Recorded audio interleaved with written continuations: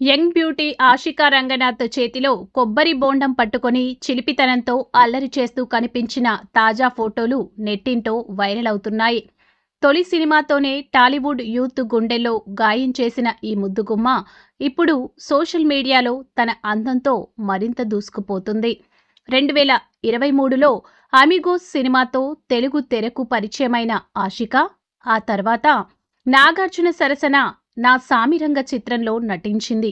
ఈ రెండు సినిమాలు పెద్దగా ఆకట్టుకోకపోయినా తన గ్లామర్ అండ్ చామ్తో మంచి ఫాలోయింగ్ సంపాదించుకుంది.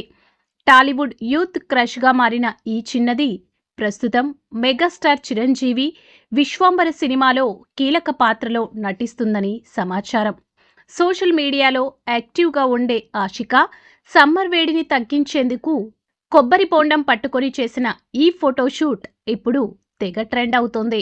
త్వరలో రామ్ చరణ్, సుకుమార్ కాంబినేషన్ మూవీకి హీరోయిన్గా సెలెక్ట్ అయ్యే అవకాశం ఉందని టాక్. కానీ దీనిపై ఇంకా అధికారిక ప్రకటన రావాల్సి ఉంది.